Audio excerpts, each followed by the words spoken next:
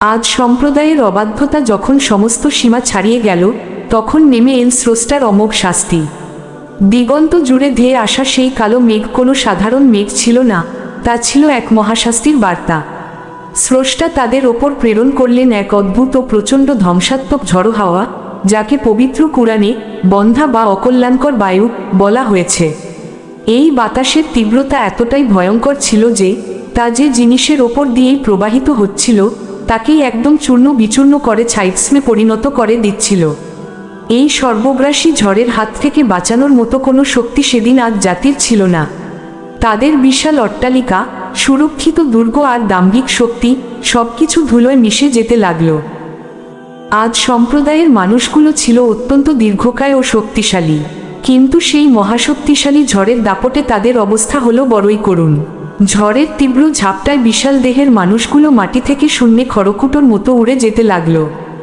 বাতাস তাদের এমনভাবে আছড়ে মারছিল যেন তারা মূল উৎপাটিত বা ফাঁপা খেজুর গাছের কাণ্ড। চারদিকে শুধু ছড়িয়ে ছিটিয়ে পড়ে রইল তাদের প্রাণহীন নিথর দেহগুলো।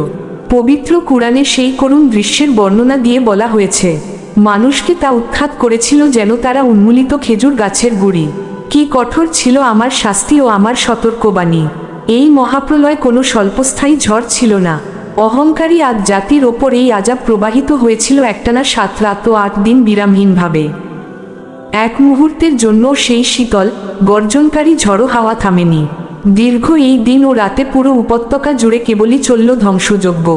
যখন এই দীর্ঘ তাণ্ডব শেষ হলো, তখন সেখানে আজ সম্প্রদায়ের আর কোনো চিহ্নই অবশিষ্ট রইল না। পড়ে রইল কেবল তাদের শূন্য ও খা খা করা বসতভিটাগুলো।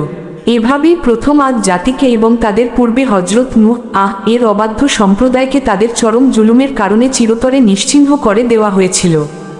আমাদের জন্য এক মহাসত্যের শিক্ষা। ইতিহাসের পাতায় আজ আদ জাতি কেবলই এক ধ্বংসাবশেষ। পবিত্র কুরআনে এই করুণ ও লোমহর্ষক ইতিহাস বারবার স্মরণ করিয়ে দিয়ে মহান আল্লাহ আমাদের প্রশ্ন করেছেন, কুরআন আমি সহজ করে দিয়েছি উপদেশ গ্রহণের জন্য, অতএব উপদেশ গ্রহণকারী কেউ আছে কি? অহংকার আর ক্ষমতার দম্ভ মানুষকে সাময়িক সুখ দিতে পারে, কিন্তু স্রষ্টার বিধান ও সত্যকে অস্বীকার করার পরিণতি সবসময়ই চরম ভয়াবহ হয়ে থাকে। এই ঘটনাটি পবিত্র কুরআনের সূরা আদ-দারিয়াত, সূরা আন-নাজম, সূরা আল কামার এবং সূরা আল হাক্কাহ আয়াতসমূহের ছায়ায় সংকলিত।